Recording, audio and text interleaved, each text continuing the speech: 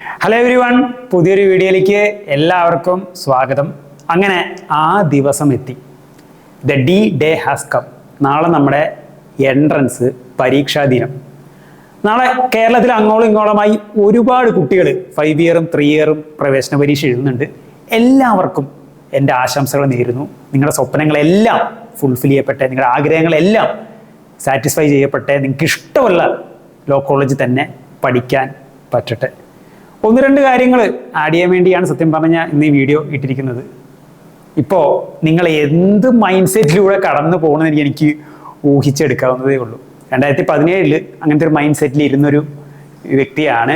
ആദ്യം പിടിച്ച് high pressure മൂഡിലായിരിക്കും ഈ വീഡിയോ കാണുന്നുണ്ടാവുക. Guys, relax. നിങ്ങൾ നിങ്ങളുടെ എഫേർട്ടിന് വേണ്ട കാര്യങ്ങളെല്ലാം ചെയ്തു. ഇനി കൂളായിട്ടിരിക്കുക. ഇനി പ്രത്യേകിച്ച് കൂടുതലൊന്നും ചെയ്യാനില്ല. നിങ്ങൾക്ക് പറ്റാവുന്നതെല്ലാം നിങ്ങൾ ചെയ്തു. കൂളായിട്ടിരിക്കുക, കാമായിട്ടിരിക്കുക, കൃത്യമായിട്ട് പഠിച്ച കാര്യങ്ങൾ എന്ത് ചെയ്യുക, ഓർത്തെടുക്കുക, റിവൈസ് ചെയ്യുക. Get ready for tomorrow. ആ 2 മണിക്കൂർ, നാളത്തെ ആ 2 മണിക്കൂർ എന്ന് പറയുന്നത് അത്ര അധികം ക്രൂഷ്യലാണ്, അല്ലേ? അത്ര അധികം ക്രൂഷ്യലാണ്. ആ 2 മണിക്കൂറിൽ നമ്മളെടുക്കുന്ന ഡിസിഷൻസ് ഒക്കെ അത്ര അധികം ഇമ്പോർട്ടൻ്റ് ആയ കാര്യമാണ്. അപ്പോൾ ആ 2 മണിക്കൂറിലേക്ക് നിങ്ങൾ പ്രിപ്പയർഡ് ആവുക. ആ 2 മണിക്കൂർ സ്കില്ല് ഉപയോഗിക്കുക, ബുദ്ധി ഉപയോഗിക്കുക, ചിന്തിച്ച് കാര്യങ്ങൾ ചെയ്യുക. പിന്നെ എക്സാം ഹോളിനുള്ളിൽ കയറി കഴിഞ്ഞാൽ എല്ലാവരും ഒരു MS ധോണി ആവുക, അല്ലേ?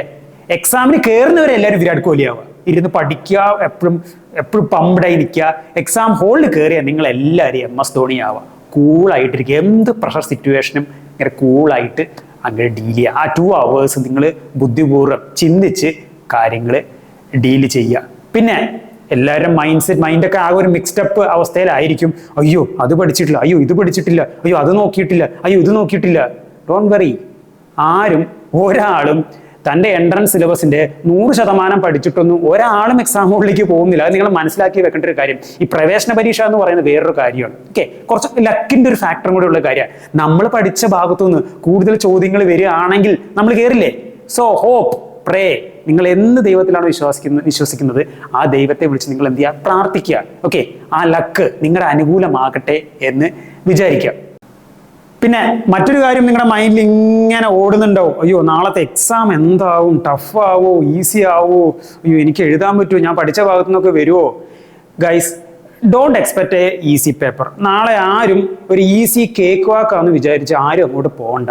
Expect A moderate paper. As usual നമ്മുടെ എൻട്രൻസ് എല്ലാം ഒരു മോഡറേറ്റ് പേപ്പർ ആയിരിക്കും. ഓക്കെ, അപ്പൊ നിങ്ങൾ മൈൻഡ് സെറ്റ് ചെയ്യുക. നിങ്ങളൊരു ഈസി പേപ്പർ പ്രതീക്ഷിച്ചു പോയി അവസാനം അവിടെ എത്തുമ്പോൾ ടഫ് പേപ്പർ ആകുമ്പോൾ ഓട്ടോമാറ്റിക് നമ്മളെ എക്സാം ഹോളിൽ നമ്മൾ എന്ത് ചെയ്യും, ഡിമാവും നമ്മൾ. ഓക്കെ, മൈൻഡ് സെറ്റാണ് മാറ്റർ ചെയ്യുന്നത്. ഓക്കെ, നമ്മുടെ മൈൻഡാണ് മാറ്റർ ചെയ്യുന്നത്. ഓക്കെ, അപ്പൊ നിങ്ങളൊരു ടഫ് പേപ്പർ പ്രതീക്ഷിച്ച് വെക്കോ. അപ്പൊ പിന്നെ ഈസി ആയാലും മോഡറേറ്റ് ആയാലും ഒന്നും കുഴപ്പമില്ലല്ലോ. നിങ്ങൾ മൈൻഡ് അങ്ങനെ പ്രിപ്പയർ ചെയ്ത് സെറ്റ് ചെയ്ത് വെച്ചിട്ട് പോവുക. ഓക്കെ, ഇത്രയേ ഉള്ളൂ, വേറെ ഒന്നുമില്ല. നിങ്ങൾ ഈ 2-3 മാസം ഇരുന്ന് വേണ്ട പോലെ എല്ലാ കാര്യങ്ങളും ചെയ്തിട്ടുണ്ട്. ഒരുപാട് കാര്യങ്ങൾ നിങ്ങൾ പഠിച്ച് നിങ്ങളുടെ മൈൻഡിലുണ്ട്. ഓക്കെ, പഠിച്ചിട്ടില്ലാത്ത കാര്യങ്ങളെ പറ്റി നിങ്ങൾ വെറിയിടാവണ്ട. വേണ്ട, ഇനിയിപ്പോൾ വെറിയിടാവാനൊന്നുമില്ല. ഈ സമയമായി, ഇനി വെറിയിടാവാനൊന്നുമില്ല. പഠിച്ചിട്ടില്ലാത്ത കാര്യങ്ങളെ പറ്റി വെറിയിടാവണേക്കാട്ടി നല്ലത് പഠിച്ച കാര്യങ്ങൾ ഇല്ലേ. നിങ്ങൾ പഠിച്ചിട്ടുണ്ട് 40% സിലബസിന് 40%, 30%, 20%, 10%, 50%, 60%, എത്ര ശതമാനം കണക്കുകൂടെ ആയിക്കോട്ടെ, ആ പഠിച്ച സാധനങ്ങൾ എല്ലാം ക്ലിയർ ആൻഡ് കട്ടാക്കിയിട്ട് നാളെ എന്ത് ചെയ്യുക, എക്സാം ഹോളിലേക്ക് പോവുക. ആ ഞാൻ പഠിച്ച ഭാഗത്തുനിന്ന് ഏത് ഡയറക്ഷനിൽ ചോദ്യം വന്നാലും ഞാൻ ആൻസർ ചെയ്യും, ഞാൻ അത് കറക്റ്റ് ആക്കും എന്നുള്ള മൈൻഡ് സെറ്റ് നിങ്ങൾ പോവുക. സോ നമ്മൾ പഠിച്ച കാര്യങ്ങൾ സേഫ് ആക്കുക. അത് കൃത്യമായിട്ട് എന്ത് ചെയ്യുക, റീഗ്രൂപ്പ് ചെയ്ത് റിവൈസ് ചെയ്ത് സെറ്റ് ചെയ്ത് വെക്കുക. ബാക്കി പഠിക്കാത്ത കാര്യങ്ങൾ അത് പോട്ടെ, നിങ്ങൾ വേണ്ട പോലെ ചെയ്തിട്ടുണ്ട്. ഇനി ബാക്കി നമുക്ക് വരുന്ന പോലെ ചെയ്യാനേ, നമുക്ക് വരുന്ന പോലെ കളയാനേ. നിങ്ങൾ കൂളായിട്ടിരിക്കുക, സമാധാനമായിട്ടിരിക്കുക.